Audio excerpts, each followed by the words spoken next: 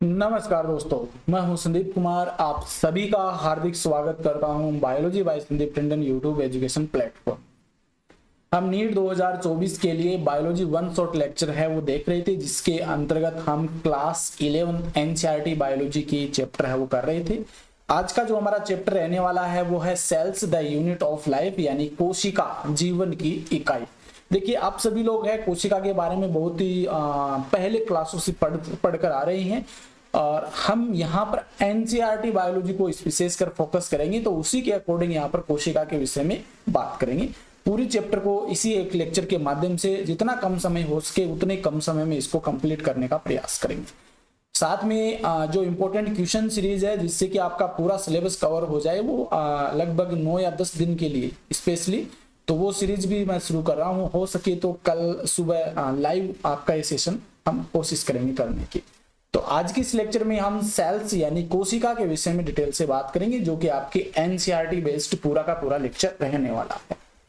कोशिका यानी कि जीवन की इकाई। हमारे जितने भी पृथ्वी पर जीवित जीव पाए जाते हैं उन सभी के अंदर जब हम संरचनात्मक या क्रियात्मक इकाई की बात करें तो वो कोशिकाएं होती है। कहने का मतलब श्वसन, पाचन, उत्सर्जन, ये सभी जो क्रियाएं होती हैं वे उस एक कोशिका के माध्यम से ही होती है। वो मिलकर के फिर क्या करती है, उत्तक बनाती है, उत्तक अंग बनाती है, और अंग मिलकर के अंग तंत्र, फिर बॉडी बनाती है, और बॉडी को जब हम छोटे से छोटे पार्ट्स में डिवाइड करते हैं तो वो कोशिका कहलाती है। तो कोशिका सभी जीवित जीवों की मौलिक यानी कि फंडामेंटल, संरचनात्मक, स्ट्रक्चरल और फंक्शनल यानी कि क्रियात्मक इकाई होती है। इंपॉर्टेंट लाइन है, एनसीईआरटी में दे रखी है, यहाँ से क्वेश्चन बन सकता है। फंडामेंटल, स्ट्रक्चरल और फंक्शनल यूनिट होती है। रॉबर्ट हुक की हम बात करें तो कोशिका की सबसे पहले खोज रॉबर्ट हुक ने की थी 1665 ईस्वी में, और इन्होंने सबसे पहले जब देखा था माइक्रोस्कोप के नीचे कोरक कोशिका को देखा था, और कोरक कोशिका में इन्होंने इस प्रकार के बहुत से कोष्ठ यानी कि डब्बे जैसी संरचना नजर आई थी। जो मधुमक्खी की कोष्ठ होते हैं ना, उसी प्रकार की संरचना इन्होंने देखी थी, और उन्होंने इस जो सेल्स थी, उस समय सेल्स नाम तो आया नहीं था, तो इन्होंने उनको नाम क्या दे दिया, सेल्यूली नाम दे दिया था। ये भी याद रख लेना, सेल्यूली एनसीईआरटी में नहीं है लेकिन थोड़ा सा ध्यान में रख लेना। इसके बाद में अगर आपसे क्वेश्चन पूछ लिया जाए कि मर्त कोशिका की खोज किसने की थी, तो रॉबर्ट हुक हो जाएगा, क्योंकि कोरक कोशिका है वो कैसी थी, मर्त कोशिका थी, डेड सेल्स थी। अब बात करते हैं एंटोनी वॉन ल्यूवेनहॉक। ठीक है, इन्होंने पहली बार जीवित कोशिका का अवलोकन किया और उसका वर्णन किया था। जीवित कोशिका इन्होंने कौन कौन सी ली थी, देखिए शुक्राणु का इन्होंने अध्ययन किया था, प्रोटोजोन से उनका अध्ययन किया था, और जो हमारे दांतों के अंदर खुरचन था उससे जो बैक्टीरिया थे उसमें उपस्थित उन बैक्टीरिया का अध्ययन इन्होंने किया था। और इन्होंने सबसे पहले जीवित कोशिका का खोजकर्ता का श्रेय एंटोनी वॉन ल्यूवेनहॉक को दिया जाता है। इन्होंने जो नाम दिया था वो एनिमल क्यूल नाम दिया था, एनिमल क्यूल नाम दिया था सेल्स को, ये भी याद रखें। संयुक्त कंपाउंड इलेक्ट्रॉन सूक्ष्मदर्शी के आविष्कार से कोशिका की सभी संरचनात्मक विवरण सामने आए थे। कहने का मतलब है कि पहले जो माइक्रोस्कोप हुआ करते थे उनका कंप्लीटली हम अध्ययन नहीं कर सकते थे, सेल्स का बहुत छोटी इकाई होती है, लेकिन जब से कंपाउंड और इलेक्ट्रॉन माइक्रोस्कोप का आविष्कार हुआ तब से हम कोशिका की कंप्लीट जानकारी है उसका हम अच्छी से संरचनात्मक अध्ययन कर सकते हैं। इसके बाद में हमारा जो नेक्स्ट टॉपिक आता है वो है सेल थ्योरी, कोशिका सिद्धांत। वेरी वेरी इंपॉर्टेंट है, यहाँ से हर साल क्वेश्चन आपका बनता है। देखिए, इस टॉपिक से जो क्वेश्चन बनेंगे ना वो आपकी 1 से 2 क्वेश्चन आपके 100% बनने वाले हैं इस टॉपिक से, cells the unit of life से। तो 2 क्वेश्चन आपके इस चैप्टर से तैयार हो जाएंगे। सेल थ्योरी यानी कोशिका सिद्धांत की बात करें तो देखिए 2 वैज्ञानिक थे, एक का नाम था मैथियास लीडन 1838 में, और एक था थियोडर श्वान 1839 में। मैथियास लीडन थे, ये क्या कर रहे थे, पादपों के ऊपर अध्ययन कर रहे थे, और थियोडर श्वान है ये भी पादप और जंतुओं पे अध्ययन कर रहे थे। इन्होंने क्या किया, एक बार कोई पार्टी वगैरह हो रही थी, वहां पर दोनों मिले और मिलते ही उन्होंने आपस में अपनी जो थ्योरी थी, इनकी हाइपोथेसिस थी, उनका आपस में डिस्कशन किया। डिस्कशन करने से पता चला कि दोनों एक ही चीज पे बात कर रहे हैं, मतलब दोनों बात कर रहे हैं कि पादप जो होते हैं ये छोटी सी छोटी सेल्स से बने होते हैं, या छोटी सी छोटी यूनिट जो होती है पादपों की वो कोशिका होती है। ये दोनों बातें कर रहे थे, तो दोनों ने मिलकर के फिर कोशिका सिद्धांत का प्रतिपादन किया था। मैथियास लीडन ने देखा कि सभी पादप विभिन्न प्रकार की कोशिकाओं से मिलकर बने होते हैं। थियोडर श्वान ने पाया कि कोशिकाओं में एक पतली बाहरी परत होती है जिसे हम प्लाज्मा झिल्ली कह देते हैं। ठीक है, इन्होंने पाया कि पादपों की कोशिकाओं में कोशिका भित्ति होती है। उन्होंने एक परिकल्पना प्रस्तुत की कि जीव और पादप कोशिकाओं और कोशिका के उत्पादों से बने हुए जितने भी इस पृथ्वी पर जीव पाए जाते हैं वो सभी या तो कोशिका से मिलकर बने हो सकते हैं, साथ में जो कोशिकाएं हैं उनसे बने हुए उत्पादों से मिलकर बने होते हैं, चाहे वो टिश्यू हो सकते हैं या अंग हो सकते हैं। स्लीडन व स्वान है, इनको ही हम कोशिका सिद्धांत का प्रतिपादन के रूप में मानते हैं। कोशिका सिद्धांत का प्रतिपादन इन्होंने किया था। फिर क्या कि कुछ साइंटिस्ट के द्वारा एक क्वेश्चन आ गया कि आपने बता तो दिया कि जितने भी जीव होते हैं ये कोशिका से मिलकर बने होते हैं, लेकिन सबसे पहले ये कोशिका आती कहां से है? ये थोड़ी कि जैसे तुरंत ही उत्पन्न हो जाती है। तो सबसे पहले कोशिका आती कहां से, ये इसकी कमी साबित होगी और ये ऐसे कगार पे आ गई, ये थ्योरी फेल होने के कगार पे आ गई। फिर एक साइंटिस्ट आया था जिसका नाम था रुडोल्फ विर्चो 1855 ईस्वी में। इन्होंने इस थ्योरी का एक मॉडिफाई रूप दे दिया, संशोधित कर दिया, और इन्होंने संशोधित करके बताया कि जो कोशिकाएं होती हैं ये विभाजित होती हैं। सबसे पहले इन्होंने बताया कि कोशिकाएं विभाजित होती हैं और विभाजित होकर के नई सेल्स का निर्माण करती है, यानी कि नई कोशिकाएं जो होती है वो पहले से मौजूद कोशिकाएं हैं उनमें विभाजन होता है, डिवीजन होता है, जिसके फलस्वरूप नई कोशिका का निर्माण होता है। और इस प्रकार से एक मॉडर्न थ्योरी का विकास हुआ उस समय। मैथियास लिडन, थियोडर श्वान और रुडोल्फ विर्चो याद रख लेना। इन्होंने एक टर्म दी थी ओमनी सेलुला ई सेलुला। इसका मतलब ये है कि पूर्ववर्ती कोशिका से नई कोशिका बनती है और ये एक इसका संशोधित रूप था। ठीक है, ये सेल थ्योरी आपकी होगी। सेल थ्योरी के बाद में इससे निष्कर्ष निकाला गया कोशिका सिद्धांत का कि सभी जीवित जीव होते हैं ये कोशिकाओं या फिर कोशिका से बने हुए उत्पादों से निर्मित होते हैं। सभी कोशिकाएं पहले से विद्यमान जो कोशिकाएं उन्हीं से उत्पन्न होती है। पहले से विद्यमान जो कोशिकाएं विभाजन करती है, विभाजन करके नई कोशिकाएं बनाती है। ये कोशिका सिद्धांत का निष्कर्ष निकलता है। मैंने यहाँ पर डायग्राम बनाया कि ये जो सेल्स होती हैं बहुत सारे मिलकर के पादप का निर्माण करती हैं, या फिर प्लांट की संरचनात्मक क्रियात्मक इकाई की बात करें तो वो कोशिका होती है। अब बात करते हैं कुछ महत्वपूर्ण फैक्ट जो है आपके एनसीईआरटी बायोलॉजी में दे रखे हैं कि कोशिका कौन सी, सबसे छोटी कौन सी है। कुछ इंपॉर्टेंट फैक्ट जो कोशिका से संबंधित है वो आपके एनसीईआरटी बायोलॉजी में दे रखी है, तो वो यहाँ पर मैं आपको बता देता हूँ। सभी कोशिका में देखिए साइटोप्लाज्म होता है, साइटोप्लाज्म कोशिका द्रव, और ये अर्ध तरल मैट्रिक्स होता है। अर्ध तरल मैट्रिक्स होता है मतलब ठोस और जो आपका लिक्विड होता है, ठोस और द्रव, इनका मिक्सचर होता है। यहाँ पर हम बात करें तो सेलुलर गतिविधियां और रासायनिक प्रतिक्रियाएं होती है इसी साइटोप्लाज्म के अंतर्गत। जितनी भी कोशिकीय घटनाएं या कोशिकीय अभिक्रियाएं होती हैं वो सभी यहाँ होती है।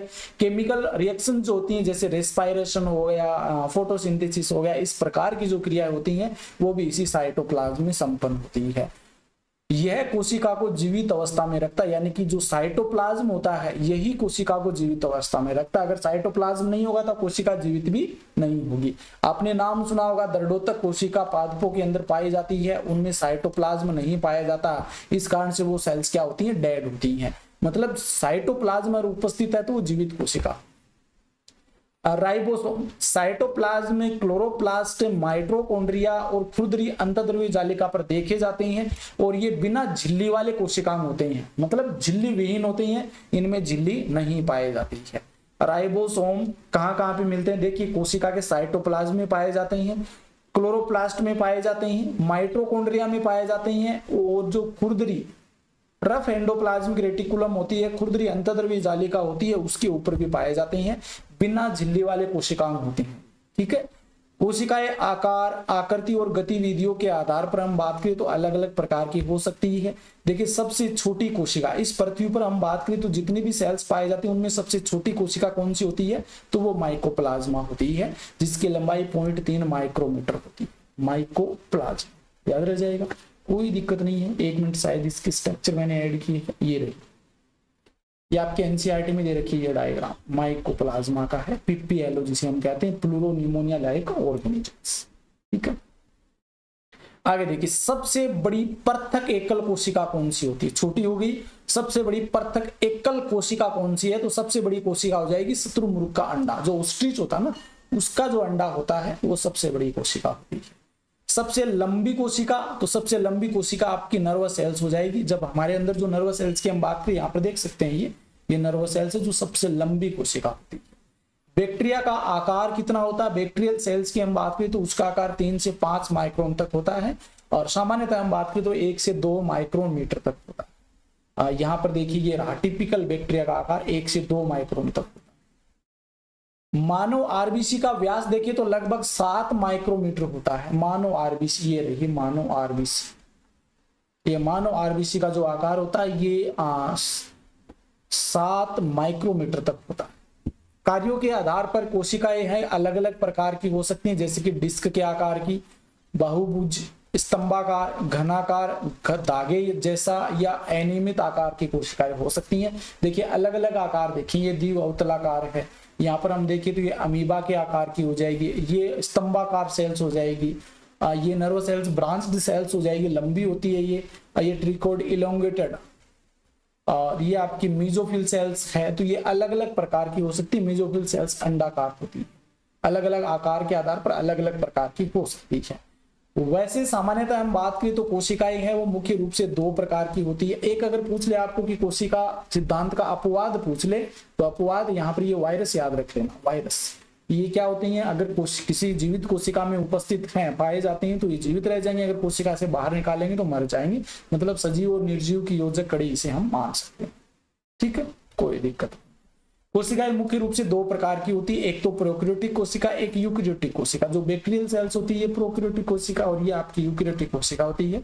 इनकी अभी हम डिटेल से बात करेंगे। तो ये कुछ इंपॉर्टेंट फैक्ट है कोशिका से संबंधित जो आपको याद रखिए। देखिए ये आपकी प्रोकैरियोटिक कोशिका है, प्रोकैरियोटिक, और ये है यूकैरियोटिक कोशिका। क्या डिफरेंस होता है एक बार यहीं पे देख लेते हैं, फिर थ्योरेटिकल पोर्शन देखेंगे। पहले हम यूकैरियोटिक कोशिका की बात करते हैं। देखिए यूकैरियोटिक कोशिका की बात करें तो इसके नाम से पता चलता है। प्रो का मतलब क्या होता है? प्रो का मतलब होता है आदिम, आदिम या अविकसित। ठीक है, और कैरियोन का मतलब क्या होता है? कैरियोन का मतलब होता है केंद्रिक। मतलब ऐसी कोशिकाएं जिनमें आदिम प्रकार का केंद्र या अविकसित प्रकार का केंद्र पाया जाता है प्रोकैरियोटिक कोशिकाएं कहलाती है। इनको हिंदी में असीम केंद्रीय कोशिका भी कहते हैं। ठीक है, प्रोकैरियोटिक कोशिका की विशेषता क्या होती है? सबसे इंपॉर्टेंट चीज तो आपको यह ध्यान में रख लेनी है कि इनमें झिल्ली युक्त कोशिकांग नहीं पाए जाते। झिल्ली युक्त कोशिकांग नहीं पाए जाते हैं। न्यूक्लियर मेम्ब्रेन इनमें नहीं पाई जाती। जो केंद्र के चारों ओर जो आवरण होता है वो इनमें नहीं पाया जाता। ठीक है, एक ये चीज ध्यान में रख ली है। और यहाँ पर देखिए एक बार इनकी स्ट्रक्चर का कंपैरिजन हम कर ही लेते हैं। पहले हम इसकी बात करेंगे प्रोकैरियोटिक सेल्स की। सबसे बाहर की ओर आपको यह धागेनुमा जो संरचना नजर आ रही है, इनको हम क्या कहते हैं? इनको पिल्ली कहा जाता है, जो पिलीन प्रोटीन से निर्मित होती है। ठीक है, पिल्ली कहा जाता है। ये बहुत सारी धागेनुमा संरचनाएं होती है बाहर की ओर। हमेशा प्रोकैरियोटिक सेल्स या बात करें बैक्टीरियल सेल्स की तो 3 आवरण पाए जाते हैं। सबसे बाहर की ओर कैप्सूल होता है, सबसे बाहर की ओर कैप्सूल होता है जो प्रोटीन से निर्मित होता है। फिर ये सेल वॉल पाई जाती है, कोशिका भित्ति होती है जो पेप्टिडोग्लाइकन या म्यूरामिक एसिड की होती है। और फिर इसके अंदर पाई जाती है प्लाज्मा मेम्ब्रेन। तो 3 लेयर पाए जाती हैं इसके चारों ओर कवरिंग के लिए। ठीक है, और जो आपकी प्लाज्मा झिल्ली होती है ना, प्लाज्मा मेम्ब्रेन, उसमें देखिए इस प्रकार के कुछ उभार देखने को मिलते हैं, और ये उभार मीजोसोम्स कहलाते हैं। ये मीजोसोम्स काम क्या करते हैं? तो ये श्वसन से संबंधित एंजाइम इसी मीजोसोम पर पाए जाते हैं। ठीक है, अब अंदर की हम बात करें तो अंदर साइटोप्लाज्म पाया जाता है। सबसे इंपॉर्टेंट चीज, साइटोप्लाज्म के अंदर जो न्यूक्लियर डीएनए होता है वो बिखरा हुआ पाया जाता है, और इस प्रकार के डीएनए को हम न्यूक्लियोइड कह देते हैं। न्यूक्लियोइड या हिंदी में केंद्रकाभ कहा जाता है, केंद्रकाभ या जीनोफोर भी कह देते हैं इससे। ठीक है, ये पूरा का पूरा साइटोप्लाज्म है, और ये आपका बीच में जो आपको डीएनए कुंडलित नजर आ रहा है ये आपका न्यूक्लियोइड हो जाएगा, क्योंकि झिल्ली विहीन होता है, न्यूक्लियर मेम्ब्रेन नहीं पाई जाती है। एक इसके अलावा एक्स्ट्रा डीएनए भी पाया जाता है जो डबल स्टैंडर्ड गोलाकार डीएनए होता है। ये आप यहाँ पे देख सकते हैं, ये जो होता है ये प्लाज्मिड कहलाता है। ठीक है, और ये छोटे छोटे आपको बिंदुनुमा जो संरचना नजर आ रही है इनको हम राइबोसोम कहते हैं। ये 70S प्रकार के राइबोसोम इसमें पाए जाते हैं प्रोकैरियोटिक सेल्स के अंदर।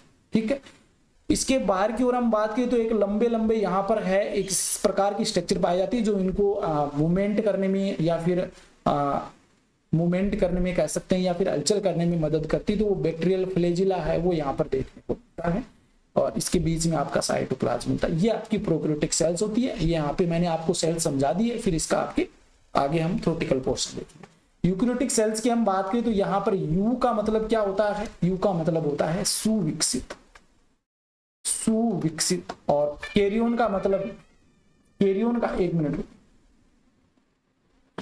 कैरियोन का मतलब मैंने आपको बता दिया। कैरियोन का मतलब होता है केंद्रक। ठीक है, सुविकसित केंद्रक इनमें पाया जाता है। आप देख सकते हैं यहाँ पर ये है सुविकसित केंद्रक। जिसके अंदर की ओर ये आपको न्यूक्लियोलस हो जाएगी केंद्रिका, ये साइटोप्लाज्म न्यूक्लियर जो डीएनए होता है या फिर कह सकते हैं क्रोमोसोम्स जिसे हम कहते हैं, और ये डबल स्टैंडर्ड न्यूक्लियर मेम्ब्रेन इसमें पाई जाती है जो कि इसमें नहीं होती है। ये वाला जो पोर्शन है ये आपका न्यूक्लियस होता है जो कि झिल्ली के द्वारा घिरा हुआ होता है न्यूक्लियस। अब सबसे बाहर की ओर देखिए तो सबसे बाहर की ओर ये हमने एनिमल सेल्स ली है। प्लांट सेल्स के अंदर सबसे बाहर की ओर क्या मिलेगा, सबसे बाहर की ओर आपको सेल वॉल देखने को मिलती है, प्लांट सेल्स में। तो यहाँ पर प्लांट सेल्स नहीं है, ये एनिमल सेल्स है तो इसमें नहीं पाई जाती है। सबसे बाहर की ओर इसमें क्या हो जाएगी, सेल वॉल, सेल मेम्ब्रेन हो जाएगी। सेल मेम्ब्रेन के अंदर जाए तो आपको साइटोप्लाज्म देखने को मिलता है। ये पूरा का पूरा जो अंदर है ये साइटोप्लाज्म। साइटोप्लाज्म में मेन ऑर्गन की बात की तो आपको ग्रीन कलर में ये बहुत सारे नजर आ रहे हैं। ये होता है आपका माइटोकॉन्ड्रिया।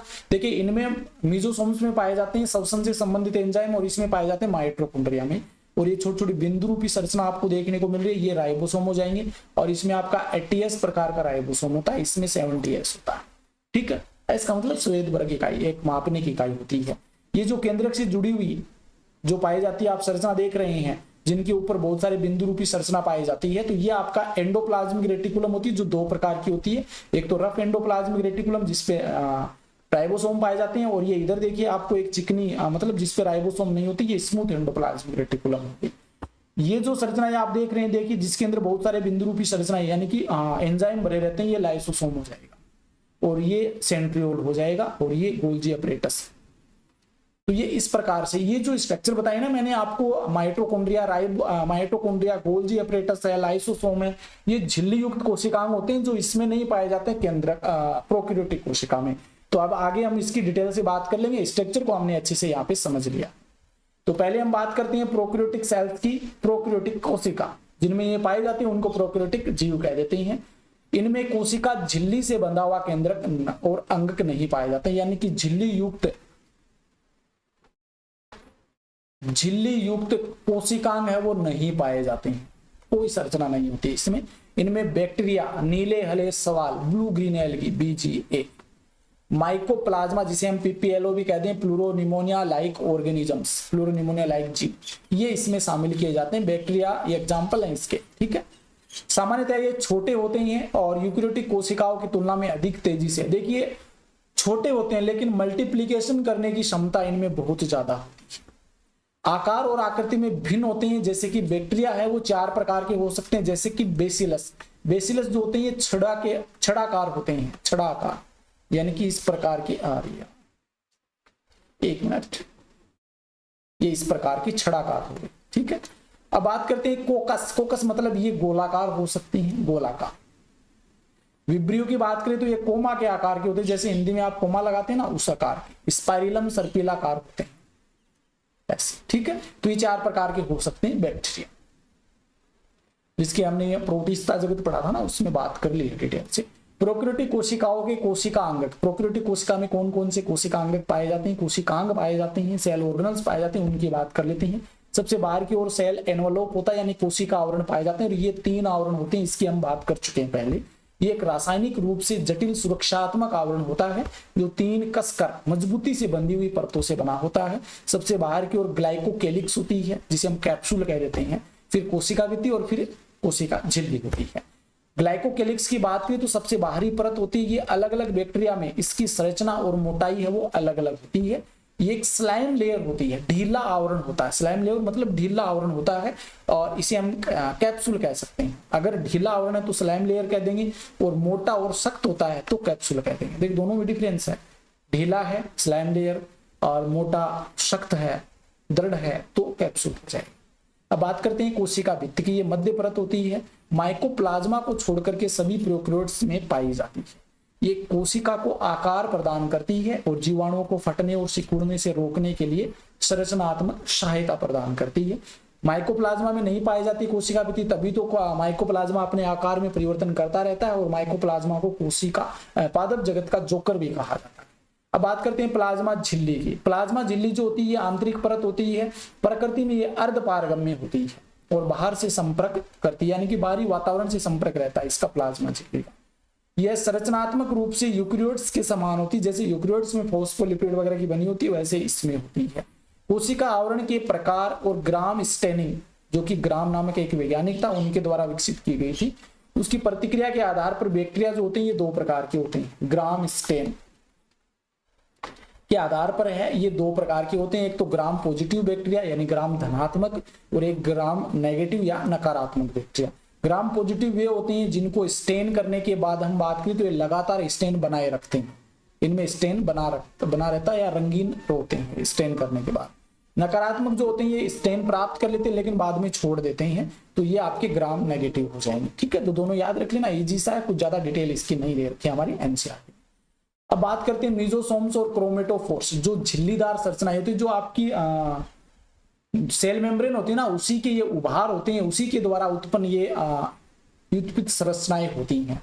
तो मीजोसोम्स और क्रोमेटोफोर्स इंपॉर्टेंट है, इनके बारे में हमें पता होना चाहिए। देखिए मीजोसोम्स की हम बात करें तो इनका निर्माण प्लाज्मा झिल्ली की सतहों से होता है। सतह है बाहर की ओर, अंदर की ओर। जैसे हम बात करें ये बैक्टीरियल सेल है, ये अंदर की ओर क्या करेगी, इस प्रकार से कुछ उभार बना लेती है। तो ये जो उभार होती है ना, इनको मीजोसोम्स कह देते हैं। इसमें पुट्टिका, नलिकाएं और लेमिली है, ये पाए जाते हैं।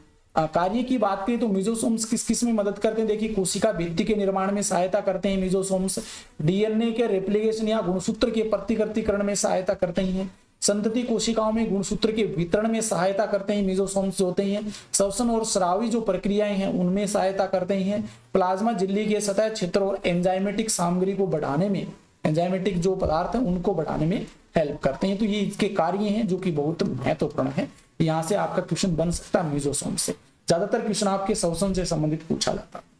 क्रोमेटोफोर्स की हम बात करें तो ये प्रोकैरियोटिक कोशिका में, कुछ प्रोकैरियोटिक कोशिका में पाए जाते हैं, जैसे कि साइनोबैक्टीरिया जो ब्लू ग्रीन एल्गी होती है उनमें। और ये इनमें क्या होते हैं, कुछ प्रोकैरियोट्स होते हैं जिनमें वर्णक युक्त झिल्लीदार सतह होती हैं या संरचनाएं होती हैं, जिन्हें हम क्रोमेटोफोर्स कह देते हैं। अब न्यूक्लियोइड केंद्रकाभ की बात करते हैं, इनमें जो न्यूक्लियस पाया जाता है उसकी बात कर लेते हैं। गैर झिल्लीदार होते हैं, नगन होते हैं, मतलब झिल्ली नहीं पाई जाती, नगन होते हैं।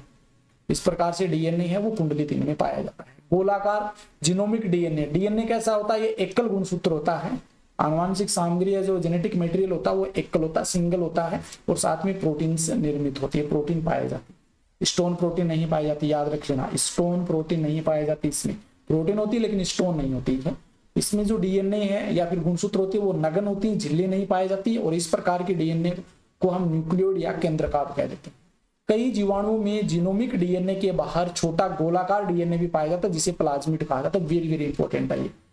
इस मेन डीएनए के अलावा भी डीएनए पाया जाता है जो गोलाकार होता है, वर्ताकार होता है, जिसे प्लाज्मिड कह देते हैं। यह बैक्टीरिया के कुछ अद्वितीय फिनोटाइपिक लक्षण है वो रखता है, जैसे इसमें एंटीबायोटिक दवाओं के लिए प्रतिरोध पाया जाता है। इसको हम क्या करते हैं, जो हम एंटीबायोटिक टेक्निक्स होती हैं, इसके अलावा जेनेटिक इंजीनियरिंग होता है उसमें बहुत ज्यादा उपयोग किया जाता है प्लाज्मिड का। तो ये आपका न्यूक्लियोइड हो जाएगा। इसके केंद्र का जीनोफोर, ये कई नाम है इसके लिए जाते हैं। अब बात करते हैं फ्लैजिला की, कसाब की बात कर लेते हैं। तो गतिशील जीवाणुओं की कोशिका भित्ति से पतले फिलामेंट्स निकले रहते हैं, बाहर की ओर बढ़ जाते हैं। विभिन्न जीवाणुओं में इनकी संख्या और व्यवस्था भी भिन्न होती है, किसी में 2 किसी में 3 इस प्रकार से होती है।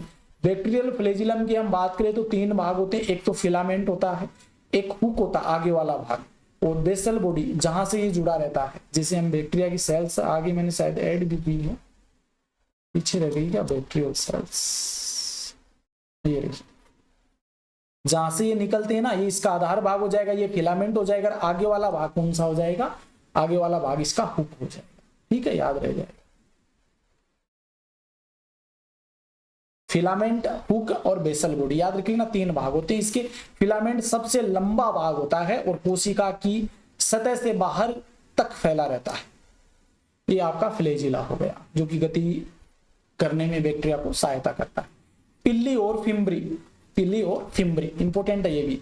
ये सतही संरचना होती है, जैसे हमने बात की ना, तो इसके बाहर की ओर पाई जाती है, बैक्टीरिया के बाहर की ओर सतही संरचना होती है, जिनकी गतिशीलता में कोई भूमिका नहीं होती, गतिशीलता में कोई या मूवमेंट में कोई इंपॉर्टेंट रोल अदा नहीं करती है। पिलाई, जिसका सिंगुलर वचन पीलस होता है।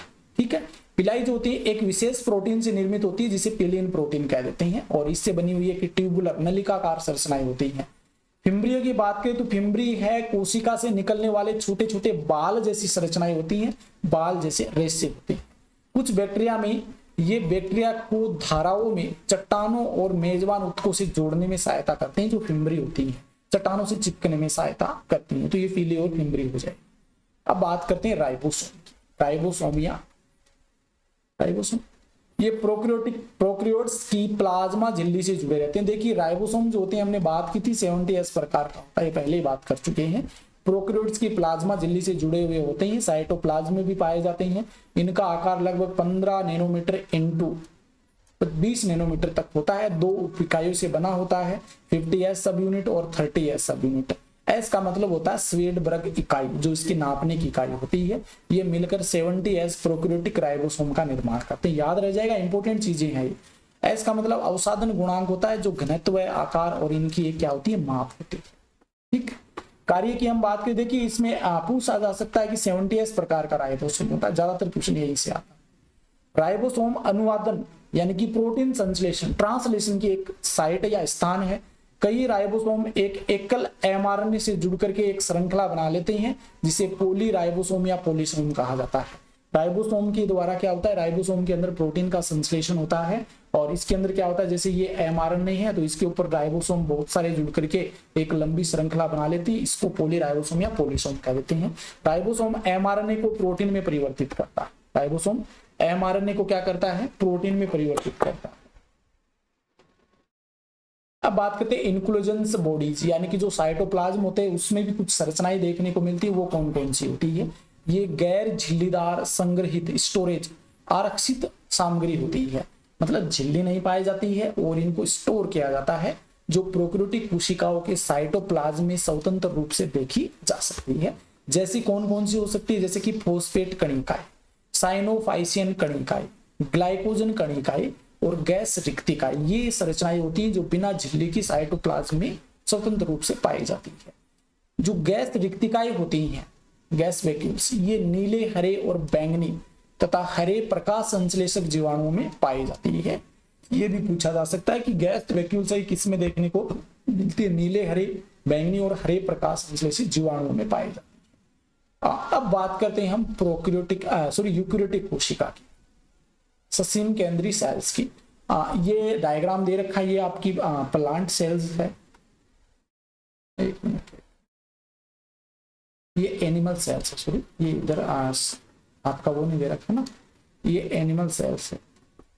अरे यार कहाँ लिख रहा हूँ, लिखना इधर चाहिए था। ये एनिमल सेल्स है और ये प्लांट सेल्स है। ये इनमें थोड़ा सा डिफरेंस भी देख लेंगे और एक बार यूकैरियोटिक सेल्स की स्ट्रक्चर भी आपकी कंप्लीट हो जाएगी। वैसे तो मैं समझा चुका हूँ, वैसे प्लांट सेल्स और एनिमल सेल्स का अलग से नहीं दे रखा, लेकिन यहाँ पे आपको समझा देता हूँ क्या डिफरेंस होता है और क्या क्या चीजें विशेषताएं होती है। जब हम प्लांट सेल्स को लेकर के चलते हैं, पहले इसमें क्या क्या डिफरेंस होगा वो बताते हैं। सबसे बाहर की ओर प्लांट सेल्स में बात करें तो सबसे बाहर की ओर पाई जाती है सेल, ये देख सकते हैं आप, सबसे बाहर की ओर ये वाली, ये सेल वॉल होती है, जो कि आपकी इसमें नहीं पाई जाती। सेल वॉल है वो इसमें नहीं पाई जाती, याद रख लेना, प्लांट एनिमल सेल्स में नहीं होती है। ठीक है, सबसे बाहरी आवरण सेल वॉल प्लांट सेल्स में पाई जाती है। प्लांट सेल्स में सेल वॉल के अंदर की ओर हम बात करें तो ये पाया जाता है आपका प्लाज्मा मेम्ब्रेन। ये रही प्लाज्मा मेम्ब्रेन, जिसे हम प्लाज्मा झिल्ली भी कह देते हैं। ठीक है, ये आपकी इसमें पाई जाती है। प्लाज्मा झिल्ली कहाँ है, देखिए प्लाज्मा झिल्ली आपकी ये रही प्लाज्मा मेम्ब्रेन, ये प्लाज्मा मेम्ब्रेन। ठीक, इसके बाद में मध्य में साइटोप्लाज्म पाया जाता है। ये जो पूरा का पूरा मटेरियल है साइटोप्लाज्म होता है। ये साइटोप्लाज्म इसमें भी होता है और साइटोप्लाज्म है आपका इसमें कहाँ दे रखा है, ये रहा, इसमें भी होता है, दोनों में ही होता है। इसके बाद में हम बात करें, देखिए साइटोप्लाज्म में माइटोकॉन्ड्रिया इसमें पाई जा सकती है। माइटोकॉन्ड्रिया कहाँ होती है, ये रही माइटोकॉन्ड्रिया, ये रही, ये रहा, ये माइटोकॉन्ड्रिया इसमें भी होती है और माइटोकॉन्ड्रिया इसमें भी पाएगा, कोई दिक्कत नहीं है। इसके बाद में माइटोकॉन्ड्रिया के बाद में बात करते हैं राइबोसोम की। तो राइबोसोम इसमें भी पाया जाता है और राइबोसोम इसमें भी पाया जाता है। दोनों में ही 70S प्रकार का होता है, 80S प्रकार का, सॉरी 80S प्रकार का। इसके अलावा राइबोसोम बात करें तो क्लोरोप्लास्ट और उसमें माइटोकॉन्ड्रिया में होता है। अब आगे चलें तो ये देखिए क्लोरोप्लास्ट, ये क्लोरोप्लास्ट यहाँ पे देख सकते हैं ग्रीन कलर की स्ट्रक्चर होती है जो प्रकाश संश्लेषण का कार्य करता है, जिसमें हरित लौह जिसे हम कह देते हैं। तो क्लोरोप्लास्ट इसमें तो पाया जाता है, लेकिन इसमें क्लोरोप्लास्ट नहीं होता। यहाँ पे लिख नहीं रहा हूँ, सिर्फ आपको बता रहा हूँ कि इसमें क्लोरोप्लास्ट नहीं होता है। एनिमल सेल्स में, प्लांट सेल्स में होता है। क्लोरोप्लास्ट की बाद में बात करें परऑक्सीसोम।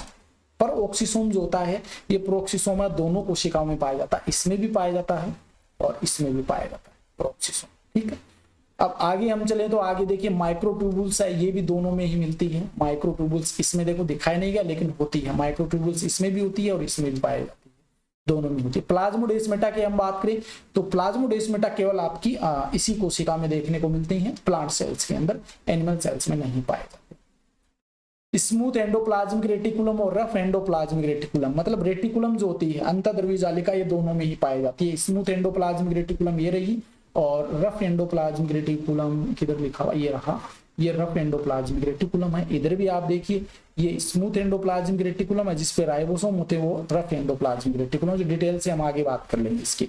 इसके बाद में देखिए लाइसोसोम होता है, इसमें भी होता है लाइसोसोम, इसमें भी होता है लाइसोसोम। कहाँ लिखा, ये रहा लाइसोसोम, देखिए दोनों में ही पाया जाता है lysosome, plant cells animal cells के अंदर। न्यूक्लियस केंद्रक की बात करें तो केंद्रक इसमें भी होता है, केंद्रक इसमें भी होता है। याद क्या रखना है, एनिमल सेल्स के अंदर केंद्रक वो बीच में पाया जाता है, जबकि प्लांट सेल्स में केंद्रक कोने में पाया जाता है, एक कोने में देखने को मिलता है। ठीक है, केंद्रक में आपकी केंद्रिका भी होती है, इसमें भी केंद्रिका पाई जाती है। केंद्रक झिल्ली भी पाई जाती है, इसमें भी आपकी केंद्रक झिल्ली या केंद्रक आवरण जो होते हैं वो देखने को मिलते हैं। गोल्जी अपरेटस की बात करें तो गोल्जी अपरेटस एनिमल सेल्स में भी होती हैं और प्लांट सेल्स में भी गोल्जी अपरेटस देखने को। वैक्यूल्स की बात करें तो वैक्यूल्स देखिए दोनों में पाई जाती है, लेकिन क्या है इसमें तो वैक्यूल्स बड़ी होती है, इसमें वैक्यूल्स छोटी होती है, ये डिफरेंस देखने को मिलेगा। मिडल लेमेला इसमें नहीं पाई जाती, इसमें होती क्योंकि तो सेल वॉल का एक भाग होता है, ये डिफरेंस होता है। एक तारककाई और देख लीजिए, सेंट्रियोल जो होता है तारककाई, सेंट्रियोल ये आपका केवल एनिमल सेल्स में होता है, प्लांट सेल्स में नहीं पाया जाता, याद रह जाएगा। माइक्रोविल्ली जो होती है ये आपके उभार होते हैं आपकी कोशिका झिल्ली की, जो इसमें नहीं पाए जाते, एनिमल सेल्स में, प्लांट सेल्स में, एनिमल सेल्स में होते हैं। तो डिफरेंस हमने देख लिया, एक बार अच्छे से रिवाइज कर लेना इस चीज को, याद रह जाएगा, कोई दिक्कत नहीं आएगी। ठीक है, आगे देखिए, अब हम इसको डिटेल से बात करते हैं। यूकेरियोटिक सेल्स, इनके पास अच्छी तरह से व्यवस्थित झिल्ली से बंधे हुए केंद्रक और कोशिकांग पाए जाते हैं, यानी कि सुविकसित और झिल्ली युक्त कोशिकांग है वो पाए जाते हैं। ठीक है, झिल्लियों की उपस्थिति के कारण साइटोप्लाज्म है वो स्पष्ट विभाजित होता है, झिल्लियां उपस्थित होने के कारण साइटोप्लाज्म वो अलग से विभाजित हमें अच्छे से नजर आता है। इनकी आनुवांशिक सामग्री जो होती है, आनुवांशिक जो पदार्थ होते हैं वो गुणसूत्रों में व्यवस्थित होते हैं। इनके पास जटिल लोकोमोटरी और साइक्लोस्केलेटन संरचनाएं होती है। लोकोमोटरी मतलब गतिशीलता के लिए, और साइटोस्केलेटन मतलब कोशिका के कंकाल जैसी संरचनाएं इसमें पाई जाती है। यूकेरियोटिक कोशिकाओं में कोशिकांग कौन कौन से होते हैं, एक बार इन सभी की हम एक एक करके बात करते हैं। पहले हम बात करेंगे सेल मेम्ब्रेन की, कोशिका भित्ति की। मानव आरबीसी एक रासायनिक अध्ययन से पता चलता है कि कोशिका झिल्ली है वो लिपिड बाइलेयर, यानी कि एक तो लिपिड की बनी होती है, और लिपिड की बात करें तो दो ही लेयर होती है लिपिड की। एक तरह की यहाँ पर आप देख सकते हैं, यहाँ से बीच में स्थान है, एक तो ये हो जाएगा लिपिड का जो सिर होता है वो, और एक ये सिर होता है लिपिड का, और ये पूंछ होती है, तो ये दो ही लेयर होती है लिपिड की। प्रोटीन पाया जाता है, देखिए एक तो प्रोटीन ये है जिसे हम आंतर बीच में देखिए, एक तो ऊपर की ओर होता है प्रोटीन, और ये बीच बीच में आप देख सकते हैं ना, ये आंतर प्रोटीन होते हैं। तो प्रोटीन भी दो प्रकार का देखने को मिलता है, इसके अलावा कार्बोहाइड्रेट पाया जाता है। लिपिड ये मुख्य रूप से ग्लिसरेल्डिहाइड के रूप में होता है, फोस्फोग्लिसराइड के रूप में होता है। बाहरी ध्रुवीय शिरा, ये जो बाहर होता है ये ध्रुवीय शिरा, और आंतरिक जो होता है ये हाइड्रोफोबिक पूंछ होती है, आंतरिक ये हाइड्रोफोबिक पूंछ होती है। आगे मैंने इसकी एक अच्छी सी स्ट्रक्चर डायग्राम ऐड किया, उसको और अच्छे से देख लेंगे। इसलिए संतृप्त हाइड्रोकार्बन की गैर ध्रुवीय पूंछ जलीय वातावरण से सुरक्षित रहती है। ये अंदर की ओर होती है ना, पूंछ होती है। गैर ध्रुवीय पूंछ मतलब बाहर वाला शिरा, इस शब्द को पकड़ना, गैर ध्रुवीय पूंछ वाला ने छोड़ के बाहर वाला सिर वाला भाग होता है, ये जलीय वातावरण से सुरक्षित रहता है। अलग अलग कोशिकाओं में प्रोटीन और लिपिड का अनुपात अलग अलग होता है। अलग अलग सेल्स की बात करें तो प्रोटीन लिपिड का अनुपात अलग अलग होता है। जैसे मानव आरबीसी की झिल्ली की बात करें तो 52% प्रोटीन होती है, 40% लिपिड होता है इसमें। ये देखिए, ये स्ट्रक्चर देख सकते हैं, आराम से समझ लेंगे। ये आपकी लिपिड की लेयर होती है, बाई लेयर, एक तरफ ये एक तरफ ये वाला सिर वाला भाग होता है सिर, और ये अंदर की तरफ होते हैं, ये पूंछ वाला भाग होता है। पूंछ वाला हाइड्रोफोबिक होता है और ये हाइड्रोफिलिक होता है, ये जल स्नेही होता है और ये जल विरोधी होता है अंदर वाला। ठीक है, इसके ऊपर एक लेयर पाई जाती है जो प्रोटीन की होती है, और बीच बीच में प्रोटीन पाई जाती है वो अंतर प्रोटीन की होती है। ये आपके एनसीईआरटी के अंदर दे रखी है, तो ये डायग्राम आपका क्लियर होना चाहिए। देखिए बीच बीच में सबसे पहले हम बात करते हैं इसके अंदर ये आपकी इंटरग्रेल प्रोटीन हो गई, जो आंतर प्रोटीन होती है वो, ठीक है। इसके अलावा ये प्रोटीन पाई जाती है, ये बाह्य प्रोटीन हो गई, और ये लिपिड की लेयर होती है, ये सिर हो गया, और ये अंदर की ओर देखिए, इसके अंदर की ओर पूंछ होती है, ये हमने इसमें बात कर ली है। इसके अलावा इसमें कोलेस्ट्रॉल होता है, शुगर होती है, लिपिड बाइलेयर यहाँ पे दिखाया गया। तो ये डायग्राम दे रखा जो आप अच्छे से पढ़ लेना। और ये कौन सा है, fluid mosaic model, plasma membrane का तरल मोजेक सिद्धांत वो दे रखा है, तो ये आपको याद रख लेंगे क्योंकि ये सर्वमान्य सिद्धांत माना जाता है।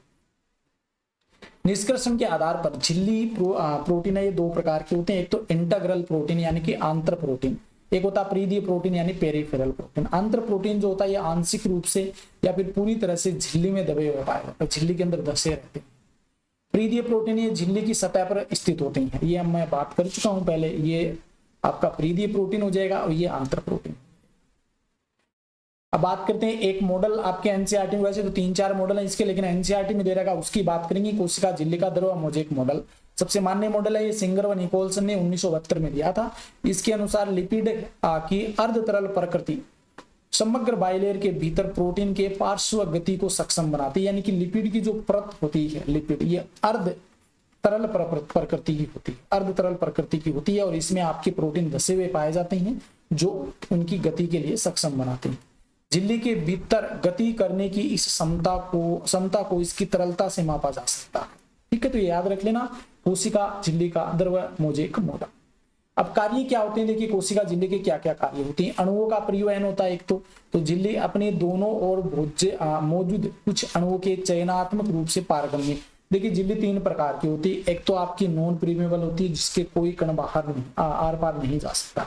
एक आपकी क्या होती है, सिलेक्टिव प्रीमेबल या अर्ध पारगम्य झिल्ली होती है, और एक पूर्ण पारगम्य झिल्ली भी बोल सकते हैं, इसे प्रीमेबल झिल्ली। ये आपकी जो होती है चयनात्मक पारगम्य होती है, सिलेक्टिव प्रीमेबल मेम्ब्रेन होती है, कुछ चयन किए हुए अणुओं को ही कोशिका के अंदर या बाहर जाने देती है। द्रव प्रकृति के कारण प्लाज्मा झिल्ली कोशिका वर्दी अंतराकोशिकीय जंक्शनों के निर्माण, जैसे कि आपका प्लाज्मोडेस्माटा है, इस प्रकार के स्राव, एंडोसाइटोसिस, कोशिका विभाजन आदि में मदद करती है। देखिए प्लाज्मोडेस्माटा जो होता है, ये मैंने आपको बता दी, ये आपके सेल वॉल से बनते हैं, कोशिका झिल्ली से नहीं, मतलब स्पोर का निर्माण करते हैं। तो प्लाज्मा झिल्ली की द्रव प्रकृति के कारण कोशिका में वर्दी, अंतराकोशिकीय जंक्शनों के निर्माण, स्राव, एंडोसाइटोसिस, कोशिका विभाजन आदि में मदद करती है कोशिका झिल्ली। अब परिवहन की बात करें तो परिवहन है वो 2 प्रकार का होता है, एक तो निष्क्रिय परिवहन जिसमें कोई भी ऊर्जा खर्च नहीं होती, एक सक्रिय परिवहन जिनमें ऊर्जा खर्च होती है। निष्क्रिय की बात करें तो यहाँ पर ऊर्जा खर्च किए बिना सांद्रता प्रवणता उच्च सांद्रता से निम्न सांद्रता, हाई से निम्न सांद्रता की झिल्ली के आर पार क्या करते हैं, अणु है वो गति करते हैं। निष्क्रिय परिवहन में ऊर्जा की आवश्यकता नहीं होती है। सांद्रता प्रवणता की हम बात करें उसके अकॉर्डिंग अधिक सांद्रता से निम्न सांद्रता की ओर झिल्ली के आर पार अणु जा सकते हैं। 2 प्रकार के होते हैं, एक तो सरल सिंपल विसरण या सरल विसरण होता है। झिल्ली के पार तटस्थ विलय की गति होती है, जो कोशिका होती है झिल्ली के अंदर की ओर क्या होती है, विलय की सामान्य गति होती है। ओस्मोसिस की हम बात करें जिसे हम प्राशन कहते हैं, तो झिल्ली के पार विसरण द्वारा पानी की गति होती है, विसरण के द्वारा पानी की। ध्रुवीय अणु गैर ध्रुवीय लिपिड बाइलेयर से नहीं गुजर सकते। जो ध्रुवीय अणु होते हैं और अध्रुवीय जो लिपिड बाइलेयर होती है, द्वितीय परत होती है, उससे नहीं गुजर सकते। इसके लिए इनमें क्या होता है, परिवहन के लिए झिल्ली वाहक प्रोटीन पाई जाती है, कैरियर प्रोटीन पाई जाती है, जो क्या करती है इन अणुओं से जॉइंट होकर के इनको अंदर की ओर छोड़ के आती है। जैसे यहाँ पर ये प्रोटीन है तो यहाँ पे कोई अणु है, इससे जॉइंट हो जाता है, फिर इसको अंदर की ओर ट्रांसफर करता है। सक्रिय परिवहन की हम बात करें तो इसमें ऊर्जा खर्च होती है एटीपी के रूप में, और ऊर्जा के व्यय के साथ सांद्रता प्रवणता यानी कि निम्न से उच्च, ये तो उच्च से निम्न था, ये निम्न से उच्च सांद्रता की ओर विपरीत झिल्ली के पार अणुओं की गति होती है। विपरीत झिल्ली के पार अणुओं की गति होती है, जैसे कि सोडियम और पोटेशियम पंप इसका उदाहरण है। ठीक है, अब बात करते हैं सेल वॉल की। कोशिका भित्ति, कोशिका भित्ति एक निर्जीव कठोर संरचना होती है, निर्जीव होती है, कठोर दृढ़ संरचना होती है, जो कवक और पौधों में देखी जाती है। कवकों में काइटिन की बनी होती है और पादपों में सेलुलोज की बनी। शैवाल की कोशिका भित्ति ये सेलुलोज, गैलेक्टेंस, मेनान्स और कैल्शियम कार्बोनेट जैसे खनिजों की बनी होती है। अन्य पादपों की बात करें तो उसमें सेलुलोज, हेमीसेलुलोज, पैक्टिन और प्रोटीन हो सकते हैं। एक यंग पादप की हम बात करें तो उनकी कोशिका भित्ति, जो प्राथमिक भित्ति होती है उनकी, वो बढ़ने में सक्षम होती है। जैसे हम कोई सेल्स बनाए, जैसे ये 2 सेल्स, ठीक है, इनमें बीच में हम बात करें तो यहाँ पर एक मिनट, ये हम आगे, जैसे ये प्राथमिक भित्ति है ना, चलो यहाँ पे समझ नहीं आएगा, मैंने आगे इसकी स्ट्रक्चर ऐड की उससे समझा देता हूँ। यहाँ पर देखिए ये प्लांट सेल्स है, प्लांट सेल्स की हम बात करें, बीच में जो व्हाइट व्हाइट भाग नजर आ रहा है आपको, इसको मिडल लेमिला कहते हैं। इस व्हाइट भाग के अंदर की ओर हम बात करें इस साइड में, तो पहले क्या निर्मित होती है, देखिए यहाँ पे आपको नजर नहीं आया, बना करके दिखा देता हूँ। जैसे ये आपका क्या हो जाएगा, ये दो सेल्स है, दो सेल्स के बीच में ये जो व्हाइट पार्ट है ये आपका क्या कहलाता है, मिडल लेमिला कहलाता है। ठीक है, इसके ये एक सेल्स है, पहली सेल्स, ये दूसरी सेल्स, ये पहली सेल्स की प्राइमरी सेल वॉल है। ठीक है, प्राइमरी सेल वॉल, और ये भी प्राइमरी सेल वॉल है। अब क्या होगी, ये प्राइमरी सेल वॉल अंदर की ओर एक सेल वॉल का और निर्माण करेगी, दूसरी अंदर की ओर एक सेल वॉल का और निर्माण करेगी, ये सेकेंडरी सेल वॉल हो जाएगी। इधर भी एक सेल वॉल का और निर्माण करेगी, ये भी सेकेंडरी सेल वॉल हो जाएगी। फिर ये जो सेकेंडरी सेल वॉल है इसके अंदर एक सेल वॉल और बन जाएगी, जिसको हम टर्सरी सेल वॉल कह देंगे। यहाँ पर भी टर्सरी सेल वॉल कह देंगे, टर्सरी सेल वॉल। कहने का मतलब ये है कि ये जो बीच में आपका मिडल लेमिला, ये तो दो कोशिका को चिपकाने का काम करता है। पहले शुरुआत में उसमें क्या होती है, प्राइमरी सेल वॉल ही पाई जाती है। प्राइमरी सेल वॉल है वो अपने अंदर की ओर, मतलब कोशिका झिल्ली की तरफ, जैसे ये दो सेल हैं, ये आपकी कोशिका झिल्ली है, ये आपका बीच में मिडल लेमिला होगा। इस कोशिका झिल्ली की ओर क्या करेगी, पहले प्राइमरी सेल वॉल, फिर सेकेंडरी, फिर टर्सरी। इसी प्रकार से इस साइड में तो प्राइमरी सेल वॉल होती है वो सेकेंडरी का निर्माण करेगी, सेकेंडरी से फिर टर्सरी का निर्माण करेगी। इस प्रकार से सेल वॉल का निर्माण होता है। ठीक है, आगे देखिए, कोशिका के परिपक्व होने पर यह धीरे धीरे कम हो जाती है और अंदर की ओर झिल्ली की ओर द्वितीयक भित्ति बन जाती है। मतलब जैसे कोशिका परिपक्व होती है, प्राथमिक झिल्ली कम हो जाती है, द्वितीयक भित्ति का निर्माण, प्राथमिक भित्ति का कम हो जाती है और द्वितीयक भित्ति का निर्माण हो जाता है। मध्य लेमिला कैल्शियम पैक्टेट युक्त एक परत होती है, कैल्शियम पैक्टेट युक्त एक परत होती है जो आसपास की कोशिकाओं को क्या करती है, जोड़ने का काम करती है। इसको प्लांट सीमेंट भी कह देते हैं। मध्य मिडल लेमिला को प्लांट सीमेंट भी कह जाते हैं, क्योंकि इस दो कोशिका को जोड़ने का काम करती है। कोशिका भित्ति और मध्य लेमिला को प्लाज्मोडेस्माटा द्वारा आर पार किया जा सकता है। इसमें प्लाज्मोडेस्माटा देखिए, ये जो स्ट्रक्चर है यहाँ पर देखिए, ये बना रखे हैं, ये प्लाज्मोडेस्माटा होती है, जिससे इन एक से लिए दूसरी है तो इनका जीवद्रव्य आदान प्रदान हो सकता है। यह पड़ोसी कोशिकाओं के साइटोप्लाज्म को जोड़ता है। कार्य क्या होता है कोशिका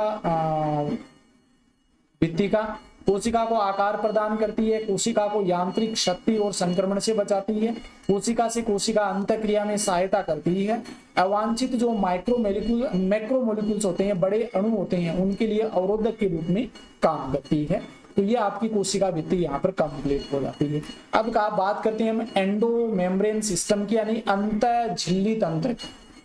अंत झिल्ली तंत्र, जो बहुत सारी झिल्लियां होती हैं उन सभी को मिलाकर के हम अंत झिल्ली तंत्र कह देते हैं। ये समन्वित कार्य करने वाले झिल्लीदार अंगों का एक समूह होता है। इसमें एक तो एंडोप्लाज्मिक रेटिकुलम यानी कि ईआर, गोल्जी कॉम्प्लेक्स, लाइसोसोम और रिक्तिकाएं हैं, उनको शामिल किया जाता है। पहले हम एंडोप्लाज्मिक रेटिकुलम की बात कर लेते हैं। ये साइटोप्लाज्म में बिखरी हुई छोटी ट्यूबुलर संरचनाओं का एक नेटवर्क होता है, एक जाल होता है।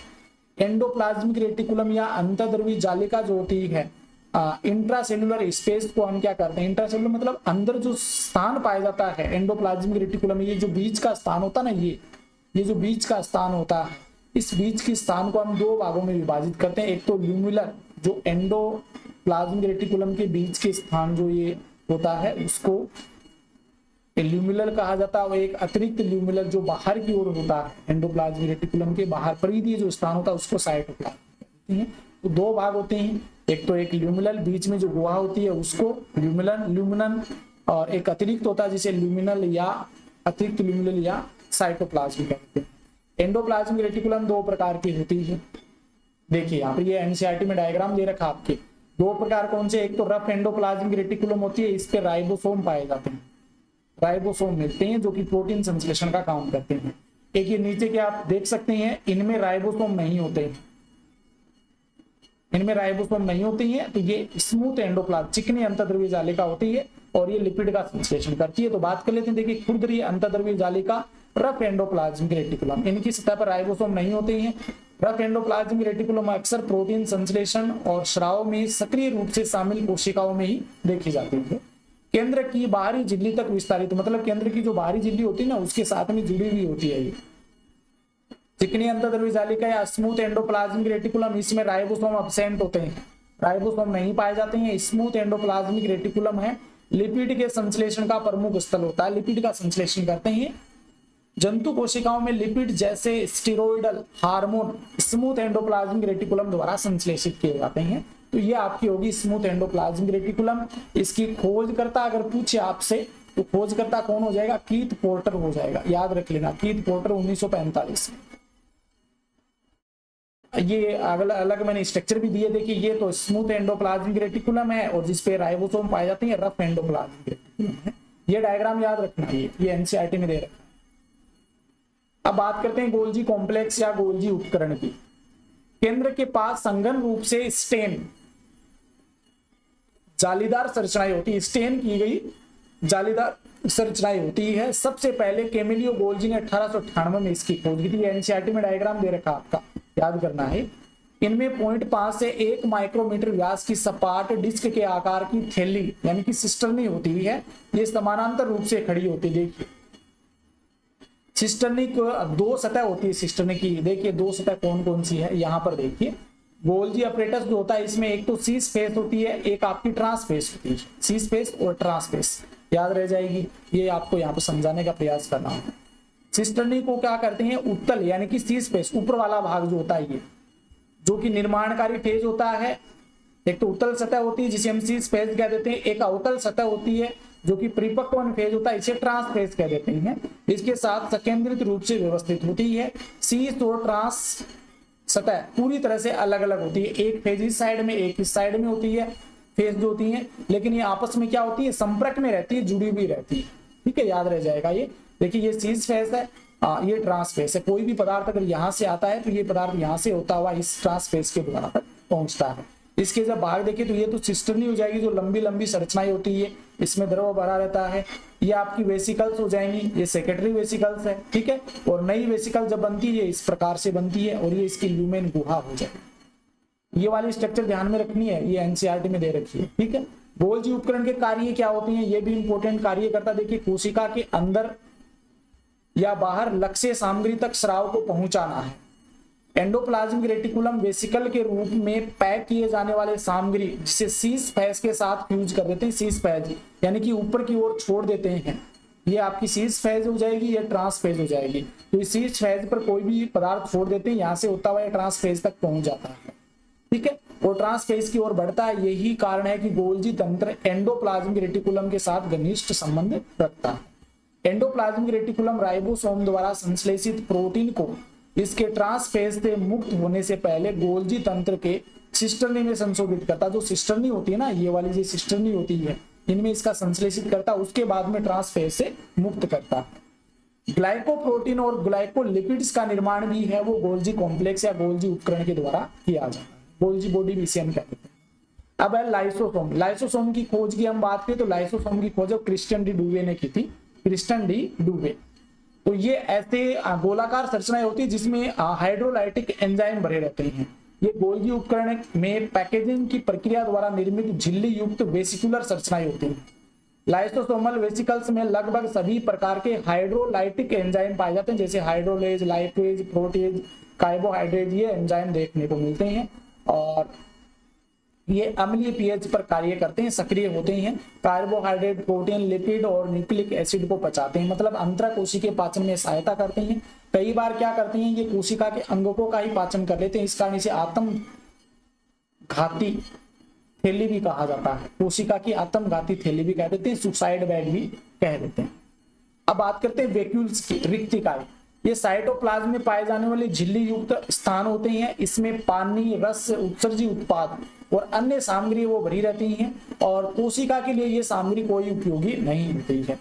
रसदानी टोनोप्लास्ट नामक एक झिल्ली से बंधी रहती है। वैक्यूल्स की जो आपकी झिल्ली होती है वैक्यूल्स की, वो टोनोप्लास्ट कहलाती है। मैंने बताया प्लांट सेल्स में बड़ी होती है और एनिमल सेल्स में छोटी होती है। पादप कोशिकाओं में रिक्तिकाएं कोशिका के आयतन का लगभग 90% भाग घेर लेती है, मतलब बहुत ज्यादा संख्या में।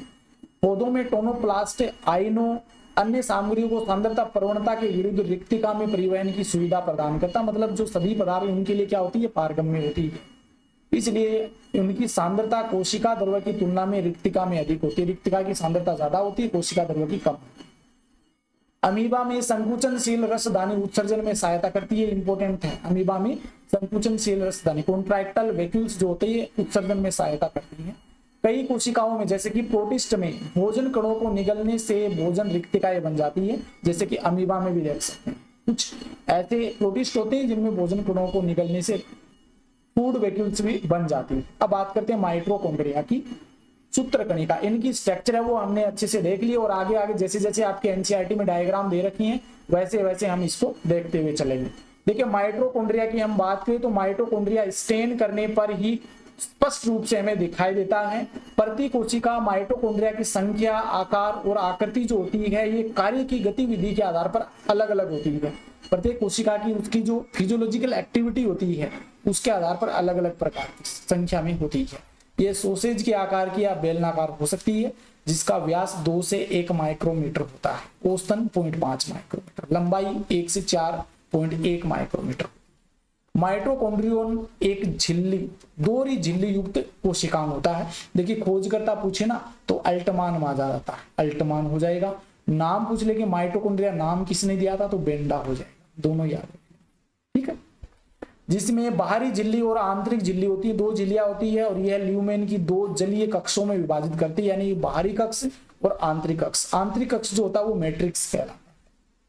यहाँ पर ये स्ट्रक्चर दे सकते हैं, देखिए एनसीईआरटी में अलग डायग्राम दे रखा, वो याद करना, यहाँ पर सिर्फ समझाने के लिए मैंने लिया है। ये सबसे बाहर की ओर झिल्ली जो होती है उसको हम आउटर मेम्ब्रेन कह देते हैं। ये देखिए अंदर की ओर झिल्ली जो होती है ये इस प्रकार से अंगुलीनुमा उभार बनाती है, और ये इनर मेम्ब्रेन होती है, ये अंगुलीनुमा जो उभार बनाती है ना, इन अंगुलीनुमा उभार को हम क्या कहते हैं, क्रिस्टी कह देते हैं। ये देखिए क्रिस्टी, और इस अंगुलीनुमा उभार पर इस प्रकार की एक टेनिस रैकेट लाइक संरचना पाई जाती है, जिनको हम F1 पार्टिकल्स या ऑक्सीसोम कह देते हैं, जो कि ETS होती है इस ऑक्सीसोम के अंदर। ये याद रख लेना, इतना ही दे रखा आपको, याद रख। बीच में जो स्थान पाया जाता है दोनों झिल्लियों के मध्य, उसे इंट्रासेलुलर स्पेस कह देते हैं, प्री माइटोकॉन्ड्रियल स्थान कह देते हैं, जिसमें द्रव्य भरा रहता है। ये बीच में मैट्रिक्स होता है, मैट्रिक्स में देखिए राइबोसोम पाए जाते हैं, राइबोसोम 70S प्रकार का होता है, और ये आप देख सकते हैं ये DNA होता है, और RNA भी यहाँ पर देखने को मिलता है। आपको ये स्ट्रक्चर याद रखनी है, ये आउटर मेम्ब्रेन, ये इनर मेम्ब्रेन, ये मैट्रिक्स, और ये क्रिस्टली अंगुली जैसी संरचना, ये इनर स्पेस हो जाएगा, इनर मेम्ब्रेन स्पेस। ये स्ट्रक्चर याद रखनी जो आपके एनसीईआरटी में दे रखी है। आंतरिक झिल्ली मैट्रिक्स की कई उभार यानी कि क्रिस्टी बनाती है, जो सतही क्षेत्र को बढ़ा देते हैं।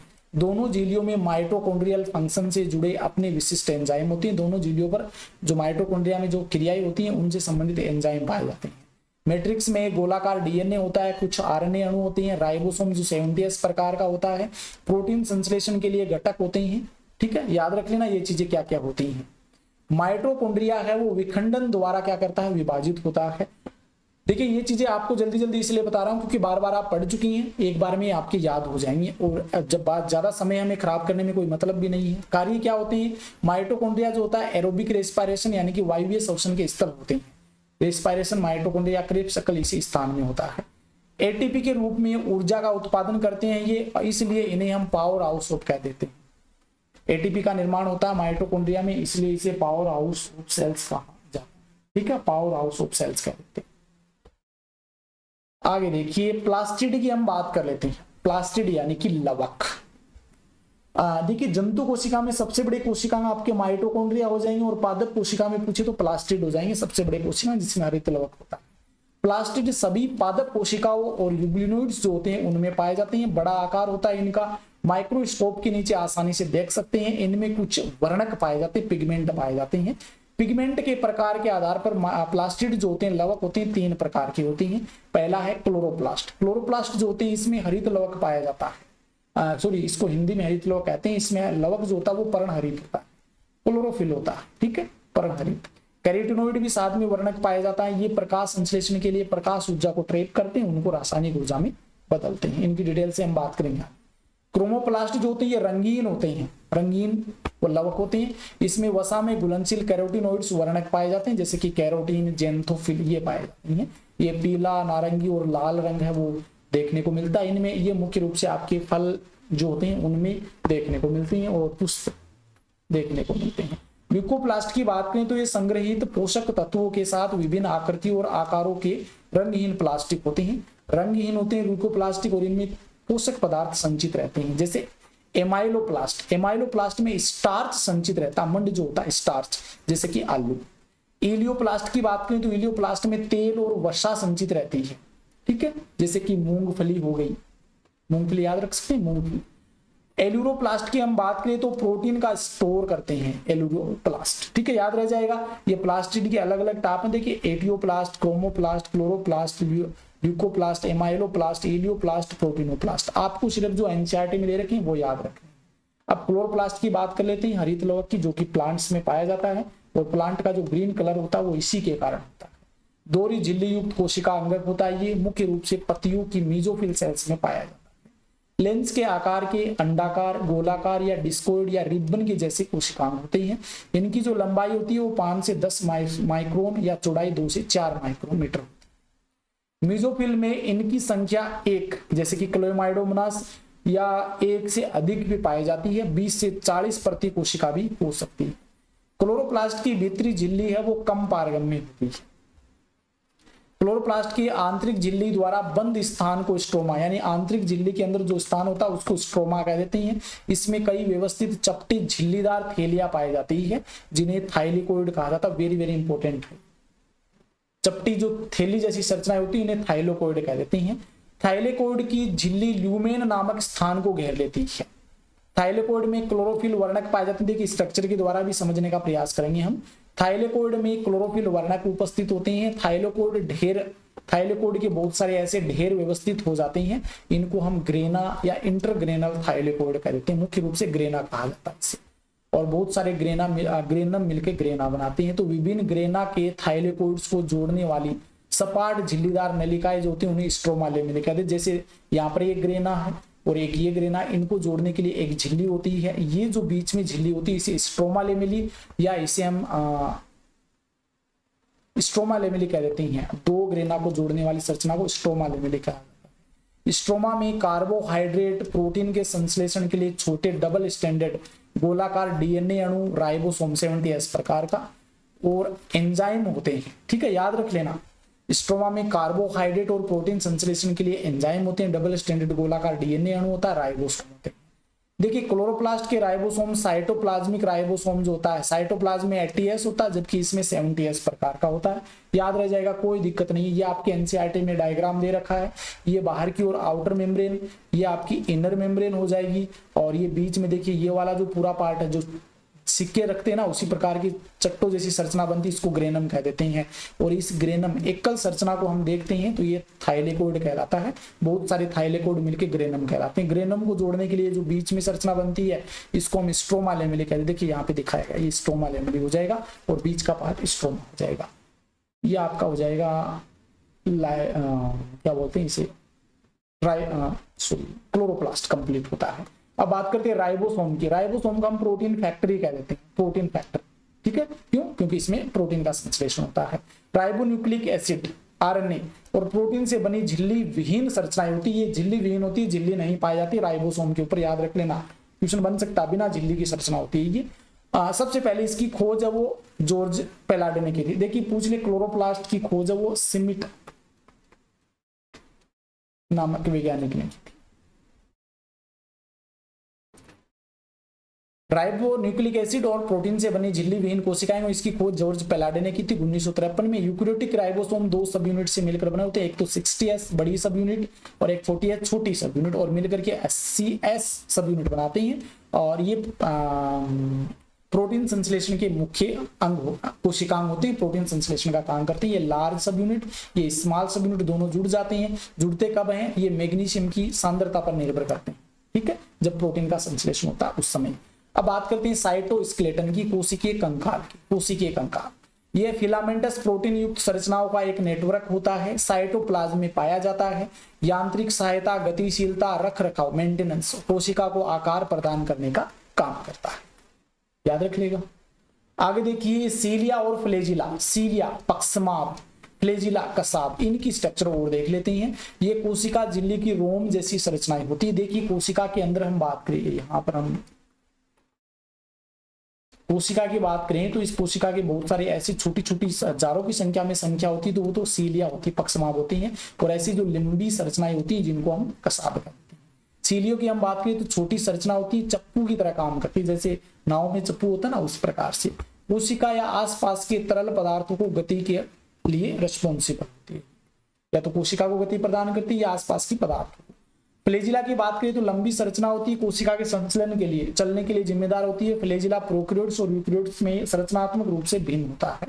सीलियम और फ्लैजिलम प्लाज्मा झिल्ली से ढके रहते हैं। इनका जो मूल होता है आधार, ये एक्सोनिमा, बीच में जो मूल होता है ना आधार, वो एक्सोनिमा से बना हुआ होता है। इनका मूल लंबी दूरी के समानांतर चलने वाली सूक्ष्म नलिकाएं होती है। देखिए इसकी स्ट्रक्चर भी दे रखी है, आगे हम बात करेंगे इसकी स्ट्रक्चर कैसी होती है। समय ज्यादा हो गया, इस कारण से हम क्या करते हैं, थोड़ा सा स्पीड से चलते हैं, 1 घंटा हो गया। एक्सोनिमा में रेडियल रूप से व्यवस्थित परिधीय सूक्ष्म नलिकाओं के 9 जोड़े और केंद्रीय सूक्ष्म नलिकाओं की 1 जोड़ी होती है। इस प्रकार 9+2 व्यवस्था बनती है। इंपॉर्टेंट क्वेश्चन है, देखिए ये बीज केंद्र की बात करें तो केंद्र में 2 स्पोक देख सकते हैं, एक ही और एक ही, ठीक है। और हम परिधि की बात करें तो देखिए परिधि के 1 2 स्पोक आपको मिलेंगे, तो 1 2 3 4 5 6 7 8 और 9, टोटल 9 हो गए, तो ये 9+2 व्यवस्था होती है, याद रह जाएगा। देखिए ये प्लाज्मा मेम्ब्रेन हो गई बाहर की ओर, एक बार देख लेते हैं। यहाँ पर बीच वाला जो ये भाग है ये हब कहलाता है, इसमें ये सेंट्रल सीथ हो गई, ये वाली जो रेड कलर में दिखाई गई है ये सेंट्रल सीथ हो जाएगी। ये आपका ये जो बीच की जो स्ट्रक्चर देख रहे हैं इसको सेंट्रल माइक्रोट्यूबुल्स कहते हैं, सेंट्रल माइक्रोट्यूबुल्स। और बाहर की ओर ये होते हैं ये पेरिफेरल परिधीय माइक्रोट्यूबुल्स या परिधीय सूक्ष्म नलिकाएं हो जाएंगी जो बाहर की ओर होती है। ये जो बाहर की ओर होती है ना ये परिधीय, बीच में सेंट्रल या केंद्रीय माइक्रोट्यूबुल, और ये हो जाएंगे आपकी परिधीय माइक्रोट्यूबुल जो डबल होती है, ठीक है। और बीच बीच में आपको ये इनको जोड़ते हुए ग्रीन कलर में आप देख रहे हैं इनको जोड़े हुए रखती है, इसको इंटरड्यूप्लेट ब्रिज कह देते हैं, इंटरड्यूप्लेट ब्रिज, ठीक है। और ये जो एक स्पोक सा निकला रहता है सभी के साथ में होता है, ये आपका रेडियल स्पोक हो जाएगा और ये स्पोक हो जाएगा, ठीक है, याद रह जाएगा, कोई दिक्कत नहीं है, आराम से बना करके देख लेना। केंद्रीय नलिकाएं पुलों से जुड़ी रहती है, बात कर चुके हैं। एक केंद्रीय आवरण से घिरी रहती है। एक रेडियल स्पोक द्वारा प्रत्येक परिधीय युगल के नलिकाओं में से एक से जुड़ी रहती है, आपस में रेडियल स्पोक के द्वारा जुड़ी रहती हैं। इस प्रकार 9 रेडियल स्पोक होते हैं। ड्यूप्लेट युगल भी लिंकर्स द्वारा परस्पर जुड़े रहते हैं। ये देखिए बीच में ये लिंकर्स होता है, इसके द्वारा आपस में जुड़े रहते हैं, ठीक है। सीलियम और फ्लैजिलम सेंट्रियोल जैसी संरचना से निकलते हैं जिसे बेसल बॉडी कहते हैं। ये सीलियम और फ्लैजिलम जो होता है ना ये सेंट्रियोल जैसी तारकाय जैसी संरचना से निकलती है जिसे हम क्या कहते हैं, बेसल बॉडी कहा जाता है, ठीक है, याद रह जाएगा, कोई दिक्कत नहीं है। अब सेंट्रोसोम या सेंट्रियोल्स की बात करें, इसकी संरचना भी आपके उसके जैसे की होती है, फ्लैजिला और उसके समान ही। सेंट्रोसोम या सेंट्रियोल्स तारक काय या तारक केंद्र। सेंट्रोसोम एक अंग है जिसमें आमतौर पर 2 बिना झिल्ली के बेलनाकार संरचनाएं होती है, झिल्ली रहित संरचनाएं होती हैं, इसे हम सेंट्रियोल कह देते हैं, तारक केंद्र कहते हैं। पर ये तारक केंद्रीय पदार्थ से घिरे रहते हैं। सेंट्रियोल्स एक दूसरे के लंबवत स्थित होते हैं, एक दूसरे के लंबवत होते हैं सेंट्रियोल्स जो होते हैं। ये ट्यूबुलिन के 9 समान दूरी वाले परिधीय तंतुओं से निर्मित होते हैं, 9 समान दूरी वाले परिधीय तंतुओं से बने होते हैं। प्रत्येक परिधीय तंतु एक त्रिक होता है, आसन त्रिक भी इसमें जुड़े रहते हैं। इसकी स्ट्रक्चर हम आगे, इसमें डबल होता ना तो इसमें त्रिक हो जाएगा, जैसे ऐसी संरचना बनती है, जैसे इसमें निकले रहती हैं बहुत सारे, जैसे एग्जाम्पल के लिए 1 2 3 ऐसे 1 2 3 1 2 3 1 2 3 ऐसे ट्रिपलेट 3 आपस में, ये भी आपस में जुड़े हुए रहते हैं। तो ये देखिए इस प्रकार की बैलगाड़ी की जो पहिया होता है ना उसी प्रकार की स्ट्रक्चर। सेंट्रियोल का केंद्रीय भाग प्रोटीन युक्त होता है और इसे हम हब कहते हैं। बीच वाला भाग है ये हब कहलाता है, प्रोटीन युक्त होता है जो प्रोटीन से बने रेडियल स्पोक द्वारा परिधीय त्रिक की नलिकाओं से जुड़ा है। ये जो होता है ये रेडियल स्पोक होता है, ये परिधीय जो त्रिक होते हैं इनके साथ में जुड़ा हुआ रहता है। सेंट्रियोल सीलिया या फ्लैजिला के बेसल बॉडी और स्पिंडल फाइबर का निर्माण करता है। सेंट्रियोल जो होता है जो जंतु कोशिकाओं में कोशिका विभाजन के समय जो तंतु बनते हैं ना, स्पिंडल तंत्र है उनका भी निर्माण करता। तो ये सेंट्रियोल और सेंट्रोसोम्स हो गए जो कि पादप कोशिका में नहीं पाए जाते हैं। अब बात करते हैं न्यूक्लियस की यानी कि केंद्रक की। ये स्ट्रक्चर आपके एनसीईआरटी में दे रखी है। बीच वाला न्यूक्लियोप्लाज्म हो गया, ये बीच में जो नजर आ रहा है ये न्यूक्लियोलस, ये न्यूक्लियर पोर होते हैं, न्यूक्लियर मेम्ब्रेन हो गई बाहर। तो न्यूक्लियस का वर्णन सबसे पहले रॉबर्ट ब्राउन ने किया था। सामान्य रंगों से स्टेन नाभि के पदार्थ को फ्लेमिंग ने क्रोमेटिन नाम दिया। ठीक है, आमतौर पर एक कोशिका में केवल एक ही केंद्रक होता है, लेकिन कुछ कोशिकाओं में एक से अधिक केंद्रक भी हो सकते हैं। कुछ परिपक्व कोशिकाओं में केंद्रक का अभाव होता है, जैसे कि स्तनधारी आरबीसी में केंद्रक नहीं पाया जाता है। सेवनी पादपों के अंदर जो सीव ट्यूब्स होती है, चालनी नलिका कोशिका, उसके केंद्रक नहीं होता। ये इंपॉर्टेंट है, यहाँ से क्वेश्चन बन सकता है।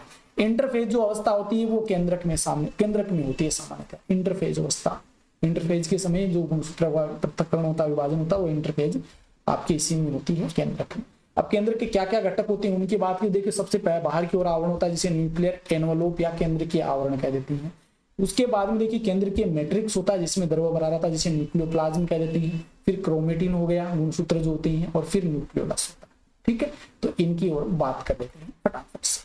न्यूक्लियर एनवलोप या केंद्र के आवरण 10 से 50 नैनोमीटर इसकी चौड़ाई होती है, मोटा होता है। दोहरी झिल्ली के बीच का स्थान जिसे प्री केंद्र की स्पेस कहा जाता है, यानी कि जो दोहरी झिल्ली होती है इस प्रकार से, इसके बीच का ये जो स्थान होता है ये कहलाता है परिकेंद्र की स्पेस। यह केंद्रक और साइटोप्लाज्म में मौजूद पदार्थों के बीच का एक अवरोध होता है। यानी कि ये जब हम सेल्स की बात करें, ये कोई सेल्स है, इसमें ये केंद्रक है, तो यहाँ पर जो पदार्थ होते हैं और इसके अंदर जो पदार्थ होते हैं, इसके बीच में अवरोधक का काम करता है। बाहरी झिल्ली आमतौर पर एंडोप्लाज्मिक रेटिकुलम के साथ निरंतर रूप से जुड़ी रहती है और इस पर राइबोसोम पाए जाते हैं। केंद्र के आवरण में देखिए क्वेश्चन बन सकता है कि क्वेश्चन आया हुआ पहला है कि कौन सा कोशिकांग है जिसकी झिल्ली है वो प्रत्यक्ष रूप से केंद्रक के साथ जुड़ी रहती, तो वो एंडोप्लाज्मिक रेटिकुलम हो जाएगी। केंद्र के आवरण में दो झिल्लियों के संलयन से सूक्ष्म केंद्रक बन जाते हैं। ये दोनों झिल्लियां जब जुड़ती है तो यहाँ पे जो केंद्रक बनते हैं इसे हम क्या कहते हैं, न्यूक्लियर पोर कह देते हैं, सूक्ष्म छिद्र कह देते हैं। ये नाभिक और साइटोप्लाज्म के बीच के आरएनए और प्रोटीन की गति के लिए मार्ग प्रदान करते हैं। इसके बीच में हम बात करें, देखिए यहाँ पे स्ट्रक्चर है, यहाँ पे देख सके हैं। सबसे बाहर की ओर ये आपका न्यूक्लियर एनवलोप हो गया, इसके बीच में ये देख सकते हैं न्यूक्लियोलस केंद्रिका हो गई, ये पूरा का पूरा न्यूक्लियोलस है। ये एंडोप्लाज्मिक रेटिकुलम इनके साथ प्रत्येक रूप से जुड़ी रहती है। बीच में एक कुंडलित आपको क्रोमेटिन मटेरियल देखने को मिलता है, ये आपका न्यूक्लियोप्लाज्म हो गया। और दोनों झिल्लियों के जुड़ने से क्या होती है, छोटे छोटे पोर बनते हैं जिनको सूक्ष्म छिद्र कह देते हैं, न्यूक्लियर पोर कह देते हैं। ये आपका न्यूक्लियोप्लाज्म हो गया। ठीक है, याद रह जाएगा न्यूक्लियोप्लाज्म। इसमें प्रोटीन पाए जाते हैं। न्यूक्लियोप्लाज्म में क्या क्या होता है, क्रोमेटिन होता है और न्यूक्लियोलस होता है। क्रोमेटिन की बात कर लेते हैं। न्यूक्लियो प्रोटीन फाइबर का एक नेटवर्क होता है जिसमें डीएनए, क्षारीय प्रोटीन, इसमें मुख्य रूप से स्टोन प्रोटीन होती है, गैर स्टोन प्रोटीन भी होती है और आरएनए शामिल होते हैं। देखिए डीएनए होता है, याद रखना, स्टोन प्रोटीन होती है, नॉन स्टोन प्रोटीन होती है और साथ में आपका आरएनए भी पाया जाता है। ये मिलकर के क्या करते हैं, धागे जैसी संरचना बनाती है जिन्हें हम क्रोमेटिन कह देते हैं। कोशिका विभाजन के दौरान क्रोमेटिन जो होती है संघनित होकर के क्या बनाते हैं, गुणसूत्र बना लेते हैं। ये आपका क्रोमेटिन हो गया। अब न्यूक्लियोलस केंद्रिका की बात कर लेते हैं। ये एक या अधिक गैर झिल्लीदार गोला, या तो संख्या में एक हो सकती है या एक से अधिक होती है। ये बिना झिल्ली वाला कोशिकांग होता है, झिल्ली नहीं पाई जाती न्यूक्लियोलस के चारों। न्यूक्लियोप्लाज्म के साथ निरंतर न्यूक्लियोप्लाज्म में फैली रहती है। ये राइबोसोमल आरएनए का संश्लेषण वो इसी के द्वारा होता है, राइबोसोमल आरएनए का। ठीक है, अब जो हमारा अंतिम टॉपिक आता है वो है क्रोमोसोम्स। मुख्य जो अंतिम टॉपिक है क्रोमोसोम्स यानी कि गुणसूत्र। कोशिका विभाजन के समय क्रोमेटिन है वो गुणसूत्र का निर्माण करती हैं। एक मानव कोशिका में डीएनए का 2 मीटर लंबा धागे जैसी संरचना होती है और ये 46 यानी 23 जोड़े गुणसूत्र से निर्मित होता है, या फिर 46 गुणसूत्र या 23 जोड़े गुणसूत्र के बीच में वितरित होता है। 2 मीटर लंबा धागे जैसी संरचना होती है डीएनए। प्रत्येक गुणसूत्र में एक प्राथमिक संकुचन पाया जाता है जिसे सेंट्रोमियर कहते हैं। देखिए ये गुणसूत्र होता है, इस गुणसूत्र के अंदर बीच में एक प्राथमिक संकुचन होता है जिसे सेंट्रोमियर कह देते हैं। सेंट्रोमियर के किनारों पर डिस्क के आकार की संरचनाएं मौजूद होती है जिन्हें काइनेटोकोर कह देती हैं। ये सेंट्रोमियर के किनारों पर डिस्क के जैसी गोलाकार संरचनाएं होती है जिन्हें काइनेटोकोर कहते हैं। इसे जो स्पिंडल फाइबर्स होते हैं वो इसी इनके साथ में जुड़ती है जब कोशिका विभाजन होता है उस समय। सेंट्रोमियर की स्थिति के आधार पर गुणसूत्र 4 प्रकार के होते हैं। एक तो मेटासेंट्रिक क्रोमोसोम्स या मध्य केंद्रीय की सेंट्रो गुणसूत्र। मध्य केंद्रीय गुणसूत्र में क्या होता है, बीच में आपका सेंट्रोमियर पाया जाता है, दोनों भुजाएं समान लंबाई की होती है। मध्य सेंट्रोमियर गुणसूत्र की 2 समान भुजाओं का निर्माण होता है। ठीक है, सब मेटासेंट्रिक की हम बात कर लेते हैं। उप मध्य केंद्रीय की गुणसूत्र। सेंट्रोमियर एक छोर के करीब होता है, एक छोर उसके करीब होता है, जिससे एक छोटी भुजा बनती है और एक लंबी भुजा बनती है। देखिए यहाँ पर आपके डायग्राम भी दे रखा है एनसीईआरटी में, एक तो ये डायग्राम होता है, ठीक है, एक ये और ये एक ये। इसमें क्या होता है, दोनों भुजाएं समान होती है, तो ये आपका कौन सा हो जाएगा, मेटासेंट्रिक हो जाएगा। इसमें एक भुजा की ओर आपकी हो गई थोड़ा सा एक भुजा की ओर केंद्रित, ये भुजाएं थोड़ी लंबी होती है, ये छोटी हो जाती है, तो ये आपका हो जाएगा सब मेटासेंट्रिक। तीसरा आता है एक्रोसेंट्रिक क्रोमोसोम्स, उपअंतस्थ बोल सकते हैं इसे। सेंट्रोमियर अपने सिरे के करीब होता है, ये देखिए ये सिरे हो गए ना, इसके करीब होता है ये सेंट्रोमियर। ये सेंट्रोमियर है, ये बहुत ही छोटी भुजाएं, ये बहुत ही लंबी भुजाएं होती हैं, जिसमें एक तो बहुत छोटी होती है, एक बहुत लंबी भुजा होती है, तो ये आपका हो जाएगा एक्रोसेंट्रिक। एक होता है टीलोसेंट्रिक, जिसे हम टर्मिनल सेंट्रोमियर कहते हैं, तो एक अंतस्थ सबसे ऊपर की ओर उपस्थित होता है ये सेंट्रोमियर, ये लॉन्ग बहुत ज्यादा लंबी हो जाती है, तो ये आपका टीलोसेंट्रिक हो जाएगा। कहने का मतलब है इस प्रकार की स्ट्रक्चर बन जाती है अंतस्थ टर्मिनल। कुछ गुणसूत्रों में एक स्थिर, ये आई स्ट्रक्चर बोल सकते हैं, इसे एल स्ट्रक्चर बोल सकते हैं, इसे वी सेप्ट बोल सकते हैं, इस प्रकार की संरचनाएं बनती हैं। कुछ गुणसूत्रों में एक स्थिर स्थान पर गैर धुंधले द्वितीयक संकुचन पाया जाता है, जिसे सैटेलाइट कह देते हैं। यही होता है सैटेलाइट, जो द्वितीयक संकुचन होता है, कॉन्ट्रैक्शन होता है। तो ये आपका क्रोमोसोम्स हो गया। अंतिम जो छोटा सा टॉपिक है वो है माइक्रोबॉडीज, यानी सूक्ष्मकाय। ये झिल्ली युक्त सूक्ष्म पुट्टिकाएं होती हैं, जिनमें विभिन्न एंजाइम पाए जाते हैं। पादप और जंतु कोशिकाओं दोनों में ही पाए जाते हैं। इनमें क्या डिफरेंस होता है, मेल और फीमेल। अरे ये मैंने क्या ऐड कर दिया, ये यहाँ पर गलत है, देखिए ये कॉकरोच और मेल और फीमेल, कॉकरोच वाली स्ट्रक्चर मैंने ऐड कर दी है यहाँ पर। एक मिनट देखना, एक मिनट, तो याद रख लेना ये कॉकरोच वाली है, तो ये आपको नहीं देखनी। देखिए झिल्ली युक्त सूक्ष्म पुट्टिकाएं होती है। माइक्रोबॉडीज की हम बात करें तो विभिन्न एंजाइम पाए जाते हैं। पादप और जंतु दोनों कोशिकाओं में है माइक्रोबॉडीज, वो देखने को मिलते हैं। एक मिनट रुक लेना,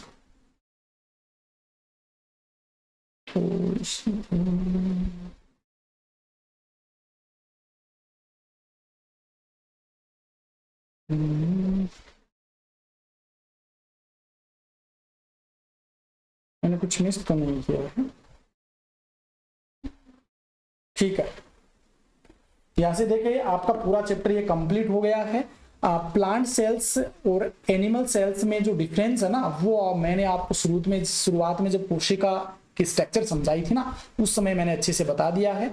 और यहाँ पर भी मैंने प्रोकैरियोटिक सेल्स और यूकैरियोटिक सेल्स में डिफरेंस यहाँ पर देखा। देखिए ये बड़ी छोटी होती है और यूकैरियोटिक सेल्स बड़ी होती है। इनमें जेनेटिक मटेरियल होता है वो न्यूक्लियोइड के अंदर होता है, और इसमें जेनेटिक मटेरियल होता है वो न्यूक्लियस में होता है। न्यूक्लियर मेम्ब्रेन इसमें नहीं पाई जाती, इसमें पाई जाती है। इसमें झिल्ली युक्त कोशिकांग नहीं होती हैं, इसमें झिल्ली युक्त कोशिकांग होती हैं। सर्कुलर डीएनए होता है, इसमें लीनियर डीएनए होता है यूकैरियोट्स में। 70s राइबोसोम होता है, इसमें 70s भी पाया जाता है, प्लास्टिड और माइटोकॉन्ड्रिया में, और 80s भी होता है। तो ये कुछ डिफरेंस है जो आपको पता होना चाहिए, जो आपके एनसीईआरटी में दे रखा है। तो इस प्रकार से ये हमारा चैप्टर है वो कंप्लीट होता है। Cells the unit of life, मैंने अच्छी तरीके से आपको समझाने का प्रयास किया है। फिर भी अगर कोई त्रुटि रह गई है तो उसके लिए हम माफी चाहते हैं, और कोई आपका डाउट है तो आप कमेंट बॉक्स में लिख देना, आगे हम उसको सोल्व करेंगे। नेक्स्ट चैप्टर में हम कोशिका विभाजन को डिस्कस करेंगे। आज के लिए इतना ही। ये क्लास अच्छी लगी है तो इस लेक्चर को लाइक कीजिए, वीडियो को शेयर कीजिए और चैनल को सब्सक्राइब करिए। आज के लिए इतना ही, धन्यवाद।